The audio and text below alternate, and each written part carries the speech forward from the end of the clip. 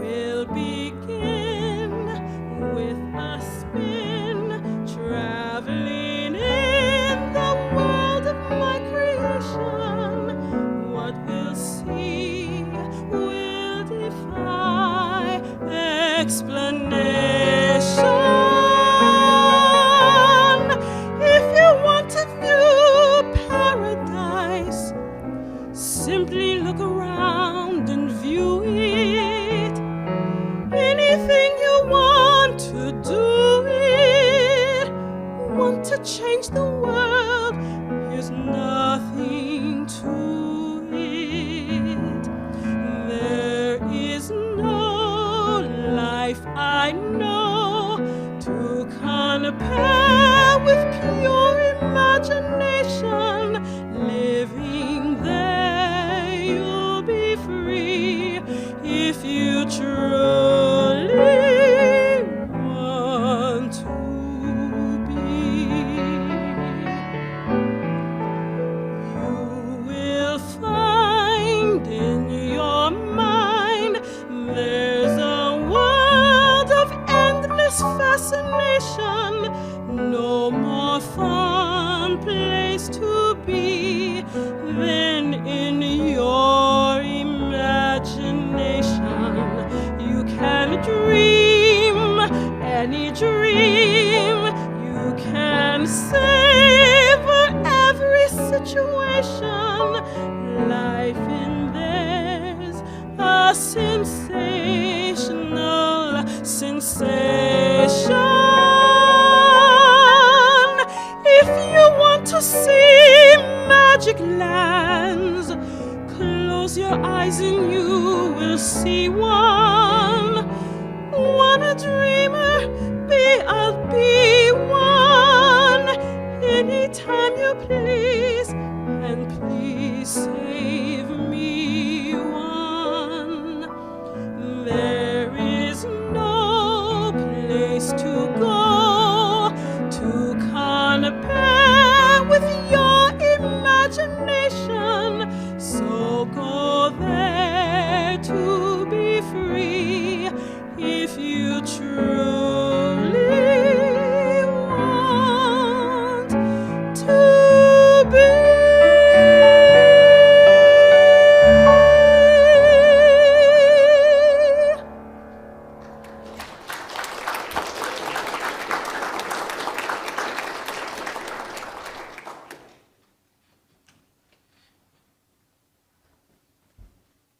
Thank you, that was beautiful. Good morning, my name is Colleen Gresk. I'm a member of your Board of Trustees, and the pronouns I use for myself are she and hers. We are all happy to be in person at this service, and hello as well to all of you watching online. I want to draw your attention to a few announcements. First, you can now enter a joy or concern using the QR code that's on your order of service. You can use that with your phone. And before Reverend Denise leaves us at the end of July, we would like to prove that we know how to use the QR codes. You can also write them old school style on a green sheet, which you should have received when you came in. You can give those to an usher. You can also email them to Reverend Denise directly. Our upcoming services, just want to highlight a couple of them. Next Sunday, we hold these truths to be self-evident. Wednesday, June 29th, we have Circle Round for Healing, commemorating the first anniversary of Sue Morgan's death by suicide. Music will be provided by Sarah Frey, and Reverend Denise will lead this observance. On July 3rd will be the General Assembly, the UUA virtual worship service. You can come to UUCW to watch that virtually, or you can watch it from home. July 10th will be Midwifing Care and Compassion in person at UUCW with Reverend Denise. We just want to mention we have had some COVID cases come up recently. So just a reminder to everyone, as Reverend Denise said in the e-news, to continue to have grace in the time of COVID with one another.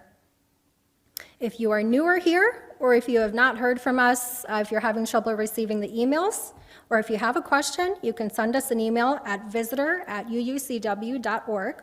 So that's visitor@uucw.org. We would love to connect with you. We also are in need of ushers for some of the upcoming services, so you can look for more information in the e-news about how to sign up for that. And additionally, the Safety and Security Task Force is having an emergency response training after the service next Sunday. It'll be about 2.5 hours. Food will be provided. You can RSVP or register for that with Rosie Cap. There will be more information coming through member to member on Realm and also in the e-news as well, so look for that.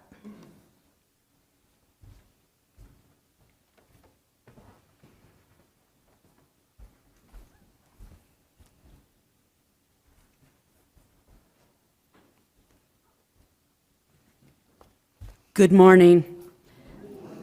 My name is Kathy Bradshaw, and the pronouns I use today are she, they, and my name. I am leading the service today with Scott. My name is Scott Kopishki, and the pronouns I use are he and him. Before I begin the service today, I have some sad news to share with you that Rev D sent out last night in the member-to-member. Early Saturday morning, our dear friend Dennis Wanless passed away. His wife Barbara and his children were at his bedside at Froedtert Hospital. Dennis had developed mysterious breathing issues earlier this year. He was spending significant time getting to the bottom of what was going on. Experts from the medical college thought they had stabilized him and were getting to the bottom of what the breathing issues might have been and what was causing them. Those on the lay pastoral care have been checking in on him throughout the year, not to mention his close friends with the meditation circle. This is a big loss for you, UCW. Dennis has been integral in so many groups and active as a mentor to our youth, a helper with ushers, a listener to many in the congregation. Dennis even helped train 2 of our newer lay pastoral care listeners this year. The list of activities and committees that Dennis has been is very long. I know he was a good friend to my son, whom he tutored, and me. I know that we and I will miss his warmth and compassion. More details are available when his wife and family meet up with Rev D. And if you need to talk to somebody, it always helps to get it out. Send an email to Rev D at rev.colley@uucw.org.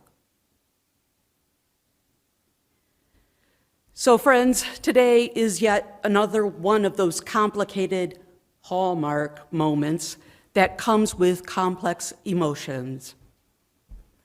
It is a day for some to celebrate their fathers, and I acknowledge there are some in this room where they don't have that hallmarkish relationship with their fathers. You deserved more. We welcome all of you with your joy and pain. To honor all those who have been fathers to us, I'd like to share On the Beach at Night by Walt Whitman. On the beach at night stands a child with her father, watching the east, the autumn sky. Up through the darkness, while ravening clouds, the burial clouds, in black masses spreading, lower sullen and fast athwart and down the sky, amid a transparent clear belt of ether yet left in the east, ascends large and calm the Lord star Jupiter, and nigh at hand, only a little above, swim the delicate sisters, the Pleiades. From the beach, the child holding the hand of her father, those burial clouds that lower victorious, soon to devour all, watching, silently weeps. Weep not, child. Weep not, my darling. With these kisses let me remove your tears. The ravening clouds shall not long be victorious. They shall not long possess the sky. They devour the stars only in apparition. Jupiter shall emerge. Be patient. Watch again another night. The Pleiades shall emerge. They are immortal. All those stars, both silvery and golden, shall shine out again. The great stars and the little ones shall shine out again. They endure. The vast immortal suns and the long enduring pensive moons shall again shine. Then, dearest child, mourn you only for Jupiter? Consider you only the burial of the stars? Something there is. Something there is more immortal even than the stars. Something that shall endure longer even than lustrous Jupiter, longer than sun or any revolving satellite, or the radiant sisters, the Pleiades.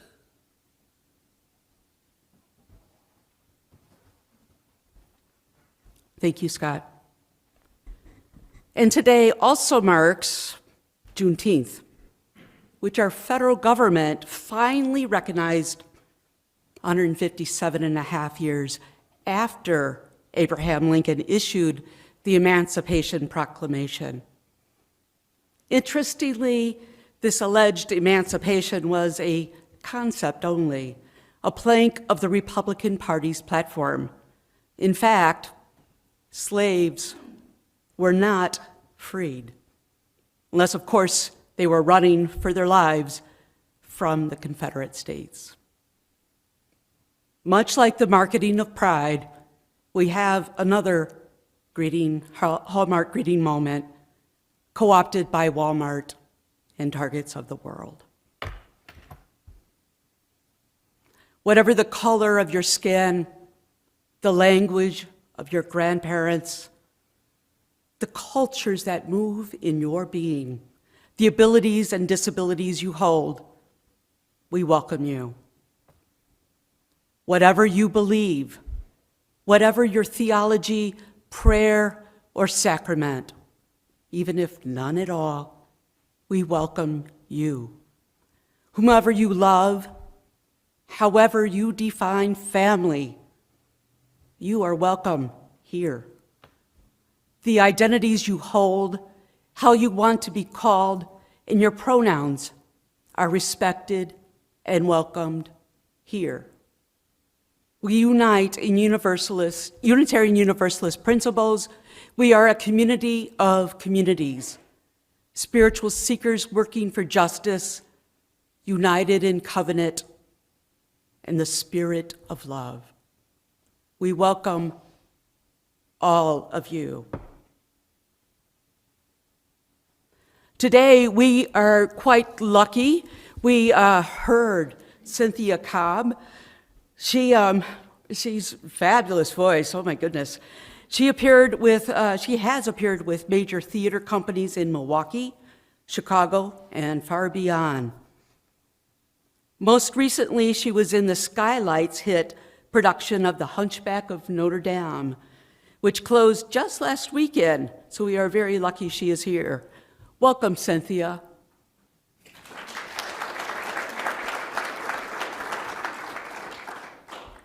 And our special guest today is author and full-time community mural artist, Tia Richardson.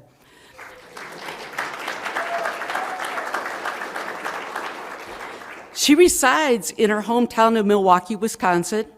Since 2007, her work has evolved into collaborative art efforts that offer people from all walks of life a chance to freely express their feelings about their community.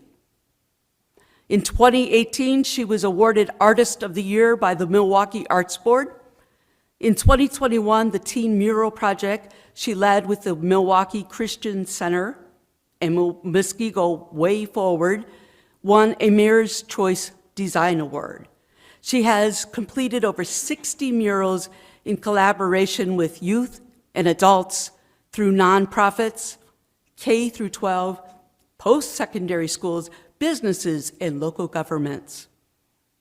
In 2017 and 2020, she produced 2 short films about her projects, Sherman Park Rising and Rockford Taking Flight. This summer, she celebrated the launch of her first children's book called Caring All Around Me, published by Orange Hat Publishing, and we have a few copies for sale by Tia, who might sign them for you, in the community room. Her most recent installation is at the Grand Avenue Club in Milwaukee, located at 210 East Michigan Street. To see her films and more information about her just-released book, go to her website at www.cosmic-butterfly.com. Welcome, Tia. Thank you.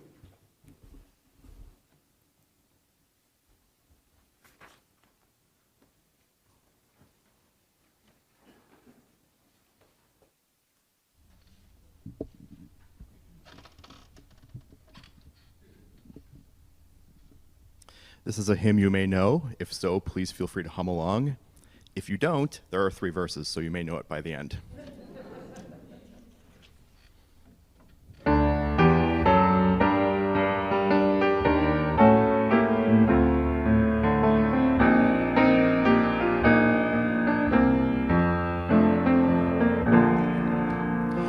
Gather the Spirit, harvest the power. Our separate fires will kindle one flame. Witness the mystery of this hour. Our trials in this light appear all the same. Gather in peace, gather in thanks, gather in sympathy now and then. Gather in hope, compassion and strength. Gather to celebrate once again. Gather the spirit of heart and mind. Seeds for the sowing are laid in store, nurtured in love and conscience refined, with body and spirit united once more. Gather in peace, gather in thanks, gather in sympathy now and then. Gather in hope, compassion and strength. Gather to celebrate once again. Gather the Spirit growing in all, drawn by the moon and fed by the sun. Winter to spring and summer to fall, the chorus of life resounding as one. Gather in peace, gather in thanks, gather in sympathy now and then. Gather in hope, compassion and strength. Gather to celebrate once again.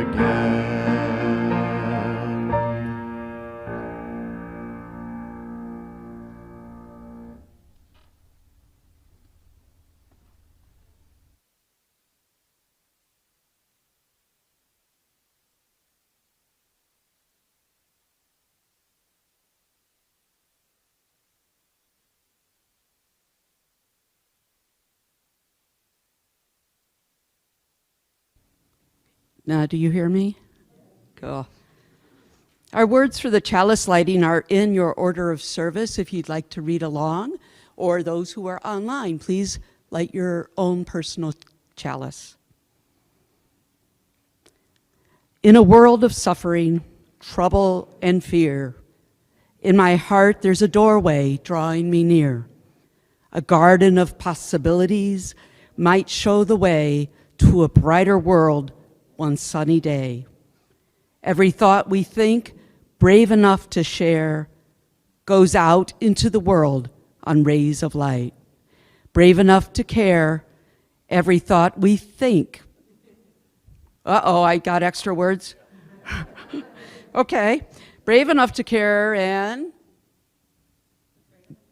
Oh, thank you. Oh, well, I was making up more.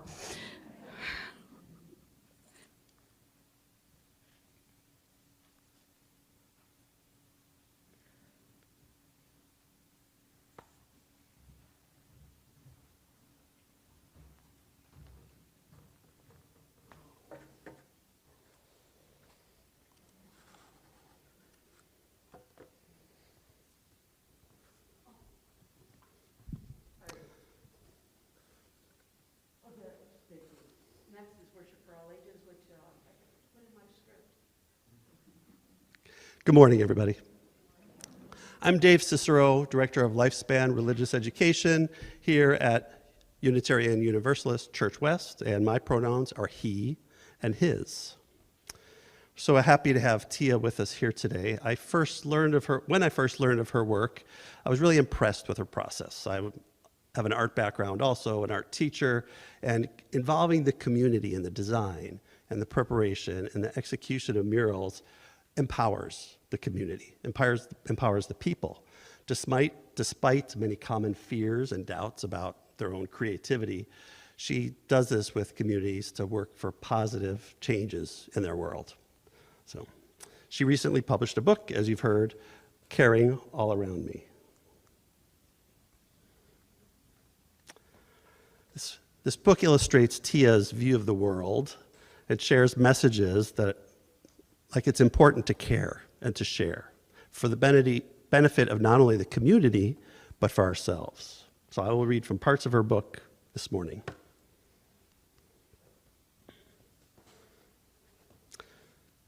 Hi, my name is Mara, and I love to explore. One warm day after school, I took a walk down a bright, sunny street in my neighborhood.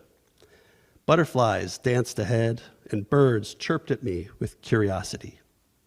Floating on the buttery rays of light, I saw all kinds of messages.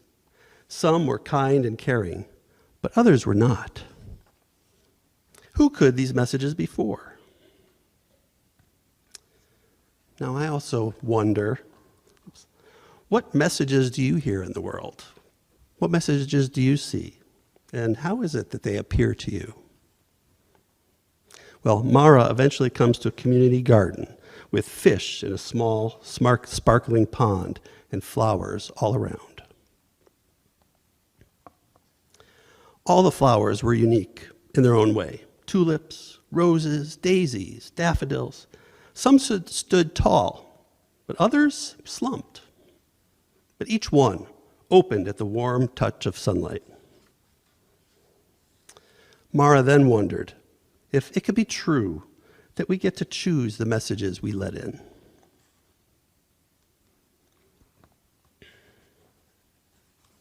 She noticed that some flowers were struggling. They were behind a rock, blocked from the positive messages, or crowded out from being able to climb the fence toward the sunlight, or trying desperately to grow through a crack in the sidewalk. Mara understood and was moved to relieve their suffering. She moved the rock. She carefully transplanted the flower from the sidewalk to a better spot. She weeded and thinned out the vines on the fence. Then, the butterfly Mara had seen on her way over appeared again, fluttering next to the rose and listening. It then whooshed close to her heart, and gave her the message trailing from its wings. Thank you for caring. Mara smiled and stood a little taller. She thought back to the negative messages she had seen earlier and then saw them falling and soaking into the ground. She wondered if they would hurt the flower roots under the soil. But a voice gently spoke in her heart again. It said, "Those uncaring messages were thought or spoken by other people in the world. If we don't let them in, they go back into the soil as compost. Working with the earth, our friends underground happily munch and chop and chew until the uncaring messages become messages of love." Mara looked up at the sun and let the warm, caring messages soak into her skin. The joy in Mara's heart shone like a beacon for everything in the garden to enjoy. She now understood and said out loud, "It's true. There is caring all around us, if we only look." She wanted to be like the flowers, soaking in and sharing the caring that she felt inside so that she could help others. So, reading this, I wondered how much of Tia is in Mara. And I suspect they're very similar. I hope we can have Tia back again sometime.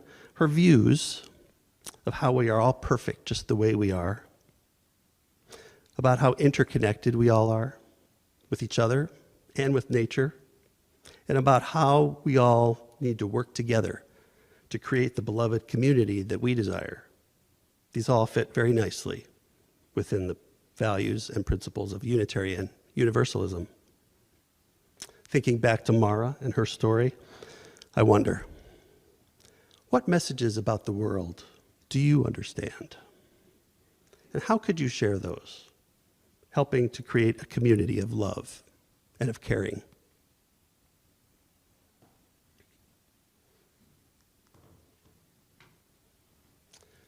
So with that, I now, and without a formal recessional, invite any children and youth with us today to head downstairs with me for their summer RE class, UU Play. I'd like to share an excerpt from a welcome address at the Boston Conservatory given by the director of the music division, Carl Polnack. "Frankly, ladies and gentlemen, I expect you not only to master art, I expect you to save the planet. You're here to become a sort of therapist for the human soul, a spiritual version of a chiropractor, a physical therapist, someone who works with our insides to see if they can get things to line up, to see if we can come into harmony with ourselves and be happy and healthy and well. If there is a future wave of wellness on this planet, of harmony, of peace, of an end to war, of mutual understanding, of equality, of fairness, I don't expect it will come from a government, a military force, or a corporation. I no longer even expect it to come from the religions of the world, which together seem to have brought us as much war as they have peace. If there is a future peace for humankind, if there is to be an understanding of how these invisible internal things should fit together, I expect it will come from the artists, because that is what we do. As in the concentration camp and the evening of 9/11, the artists are the ones who might be able to help us with our internal, invisible lives.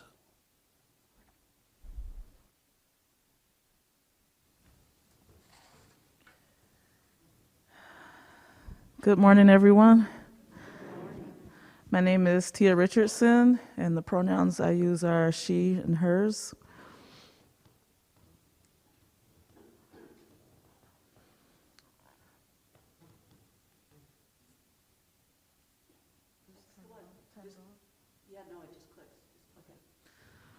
Okay, so I want to thank everybody for having me here today, and I'm honored to be in this space and share with you guys a little bit of my background and experience.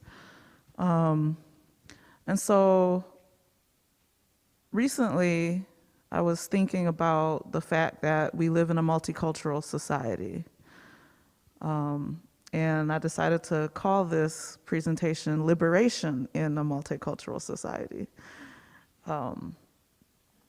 And I had thought about, different things to call it, so like one I went with was creating a caring community through art, which I also believe my art does. But we're going to look at this. I kind of went in this direction, and I'll be curious afterwards to hear what you think. So in honor of Juneteenth, I think about the principle of freedom and the efforts to gain it throughout our nation's history.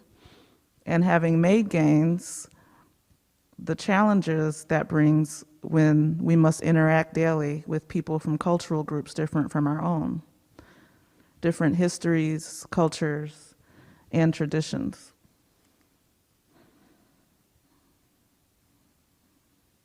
Whoops. Uh-oh. One more. The other way. Is that the one? I think so. So I've been thinking about the challenges that, living and being part of a multicultural society brings, where many of us have to interact daily with people who have different histories, cultures, and traditions from our own group. In my journey, I've interacted with many different cultural groups abroad, here at home, and throughout the United States. A lot of people like the experience of traveling and interacting with different cultures. There's things we can find value in, and other things we want to avoid, for example, foods that don't agree with us. For me, being an artist and traveling is great. I enjoy the richness of different languages, customs, foods, histories, and people. With any new experiences, we can all feel a certain amount of fear.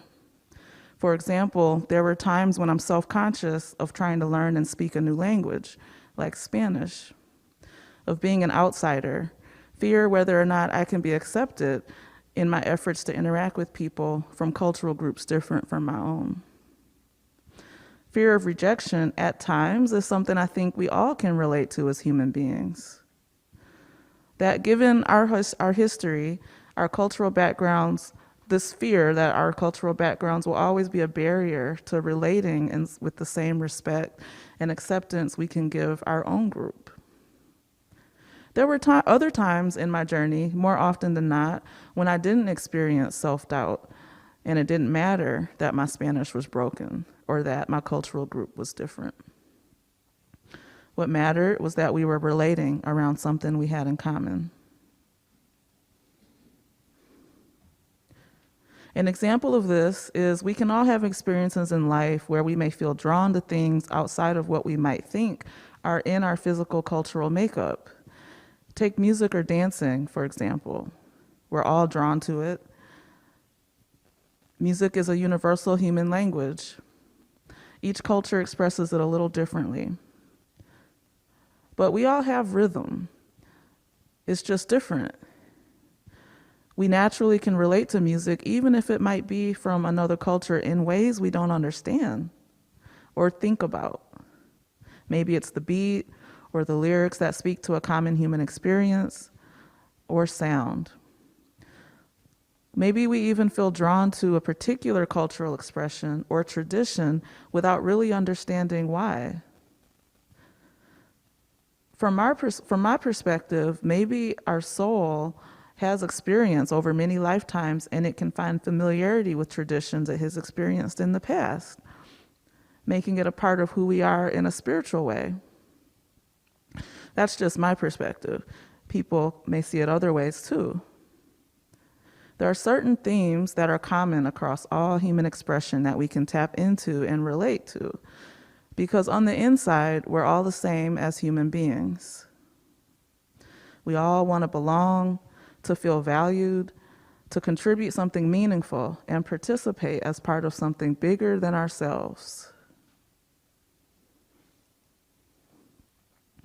This got to be more and more apparent to me as I got into community art, where, despite my fears, I noticed people seem to care more about interacting around the common good than about our differences. I remember in 2017 doing the Sherman Park Rising mural, which we can see behind me, and feeling that fear, then surprise, because I underestimated the community's willingness to acknowledge painful issues in a constructive way. There were Black and white, young and old. There we were, everybody working together on that project.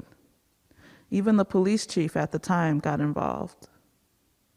I had never experienced that sense of unity here in Milwaukee as I felt there among complete strangers. It was a complete transformation. This transformation happened again working with the community of Rockford, Illinois. In 2019, people of different backgrounds shared challenges they experience that are common to many communities, like prejudice and inequities, and thought about the different choices they could make to help those get better. What this tells me is people want to be honest and open up and are willing to work together despite our differences. We need freedom to dream, to create, to imagine, and more spaces for people to come together with mutual respect and share so we can see that we really have more in common than we are different. Who we are, from my perspective, is more of a spiritual thing than our physical forms. I see that kind of awareness growing in the movements for racial justice. We could also see that idea expressed in the LGBTQ and trans community and rights for those groups. We collectively, as a society, I believe, are wanting greater respect and acceptance of people as human beings, rather than just looking at the physical form. Cultural soul, to me, is more of a physical thing in how we express ourselves as a people. The greater human soul is more of a spiritual thing. It's something we all have in common. That's her skirt in this picture. We can see many cultures interacting together in harmony, yet each retaining their own unique identity. But we're richer together. Not one culture is dominating the others. They're all sharing power equally.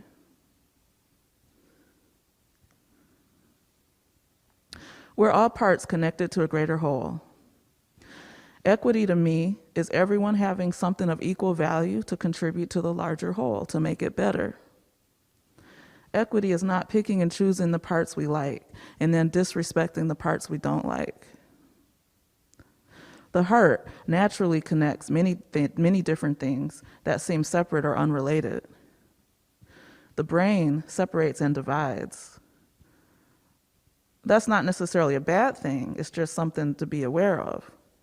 So if I'm multicultural in my background, meaning, like a lot of people, I have ancestry that's dominant from one cultural group and lesser percentages of DNA from many others, my brain can look at the numbers and see the different parts as not relating to the larger whole or being less important.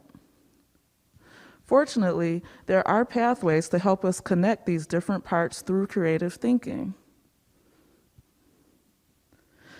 When I ask people to look at a blank wall, they immediately start to think about what they want to see there. We're getting outside of our concrete linear minds and into our minds or imagination. The mind, according to recent research, exists outside of the brain and can interact with the environment. It's through our electromagnetic field. It allows us to sense how all the different parts that make up our physical form are connected to a greater whole that is our being. There is a sense that the lesser parts are equal in value. We can do the same for our community. Community art offers people freedom to express our raw potential as human beings, to make something better through our collective effort and choices. Free to share, free to interact, free to collaborate, free to create the future we want, to pursue what makes us happy. Freedom to express our raw potential. Why is that so important? Because that's where our ability to create something from nothing comes from. Our potential is the raw life moving through us as human beings. The same life moving through me is the same life moving through you. You can see that potential demonstrated in the art through these images that we've created together, through sharing freely. As a society, we don't fully understand yet the heart and mind from these perspectives. That's starting to change with sciences like psychology and mental health, opening up new paths for everyday people. For a lot of people, getting in touch with these ideas can seem a little esoteric at times, or intimidating at first. That's why we each need to approach it in our own way. That's why liberation and living in a multicultural society is so important. We all need to be free to pursue what makes us happy and find our path in life. To me, justice is about caring for life and expressing our caring freely. Community art is an avenue to express caring. Everything can find liberation through love. If you'd like to learn more about the projects mentioned here, see some of the films and more, you can visit my website. Thank you.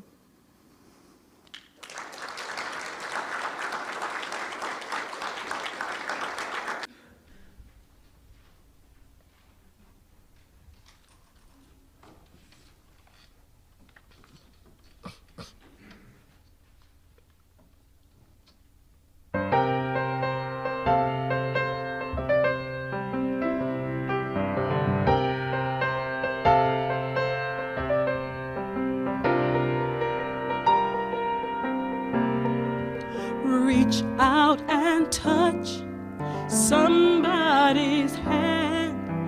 Make this world a better place.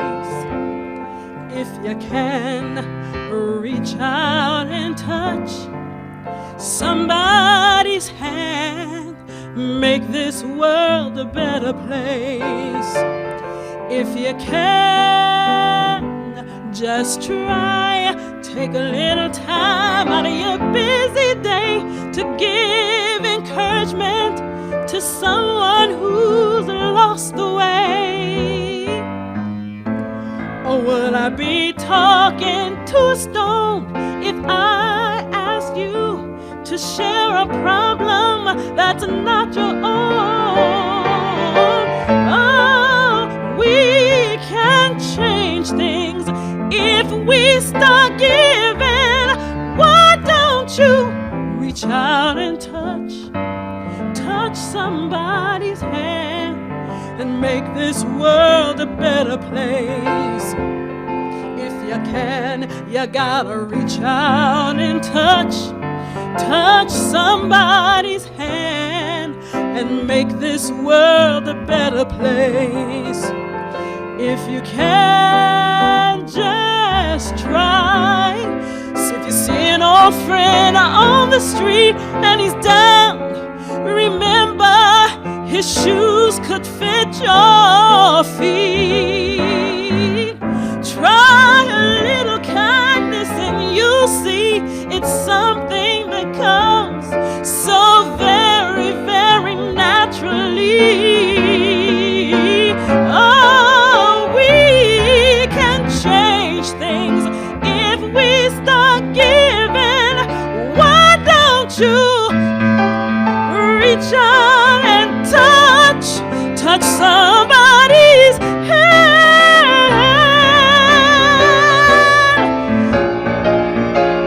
Reach out and touch somebody's hand. Make this world a better place.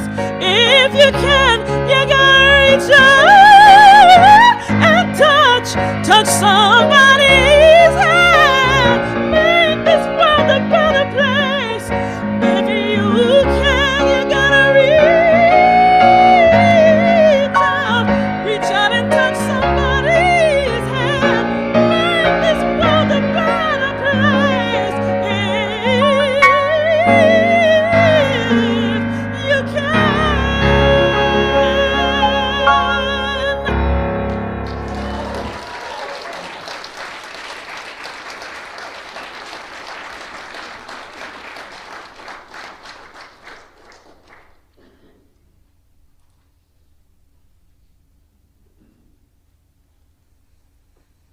UU Church West Split the Plate program is one of outreach and generosity.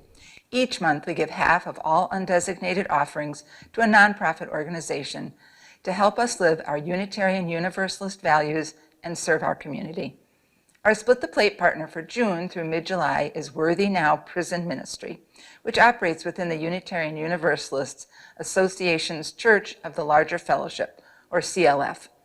CLF is a congregation without walls, connecting people all over the world via the internet for spiritual growth. The Worthy Now Prison Ministry serves more than 1,500 incarcerated people who identify as UUs. Most learned about Unitarian Universalism from others who are incarcerated. Interested persons are registered for an Introduction to Unitarian Universalism correspondence course, and upon completion of that course, they receive a variety of publications, including UU World Magazine and the Worthy Now newsletter. Worthy Now members can also choose from a number of other publications and correspondence courses throughout the year. These classes cover topics such as the prison industrial complex, anti-racism, anti-oppression, and compassionate communication. Worthy Now is currently ministering to 28 prison inmates in Wisconsin. There is, of course, no cost to any incarcerated person for any of the services or publications. Worthy Now relies heavily on the donations of Free World members, grants, and Split the Plate donations. To support Worthy Now anytime this month, go to the UUCW website's Donate tab and select Split the Plate from the menu provided. Or you can text or mail your donation today using the information found here. Today, I thank you for your generosity to Worthy Now and UUCW. We will now accept the offering.